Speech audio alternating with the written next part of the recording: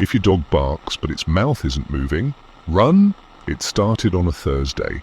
I remember because Thursdays are trash days, and I always take Charlie for a walk right after. That morning was quiet, overcast, the kind of grey sky that makes everything feel softer. We were heading down our usual route.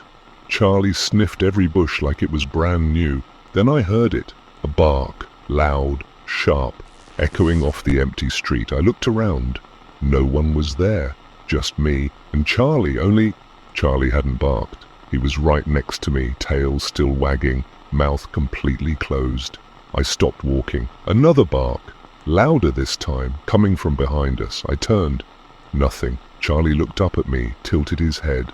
Calm, happy, too calm. I told myself, I imagined it. Maybe another dog in the distance. Sound does weird things in empty streets. But that night, it happened again. We were inside, TV was on, Charlie curled at my feet. Then came the bark.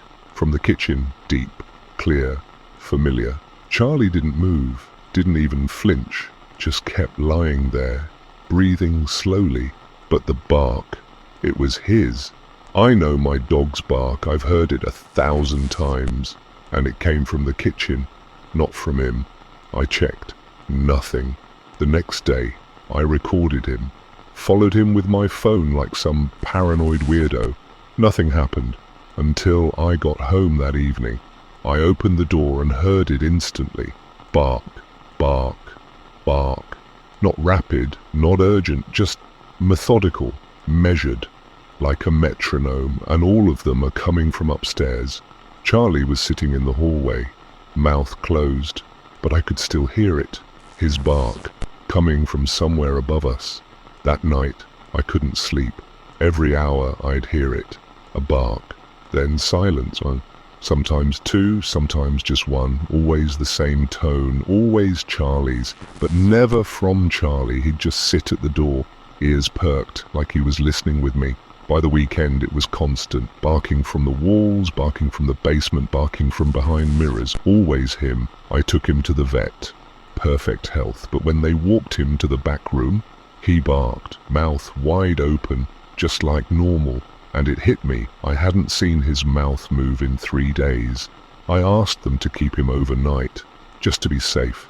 That night my house was silent, until 3:17 a.m. Bark, not loud, but this time it came from my room. I sat up, my door was open, and in the dark I saw him, Charlie, just standing there. His silhouette is clear, and from the hallway, his bark, again, but his mouth didn't move. I flipped the light on. He didn't blink, he just turned and walked away. The next morning, the vet said Charlie never barked once all night, not once. They asked if I still wanted him back. I said no, but when I got home, he was already there, sitting on the porch, staring at the door. I didn't let him in, but every night I hear it. His bark, not from outside, from inside, from places I'm not looking, from the corners of dark rooms. And I know he's watching, waiting, practicing, because now I don't just hear barking, I hear footsteps, pacing, mimicking mine, and sometimes I hear myself talking from behind the closet door. So if you're reading this, listen to me. If your dog barks but its mouth isn't moving, run. Don't wait. Don't check. Don't call its name, because it's not barking anymore. It's calling, and it sounds just like you.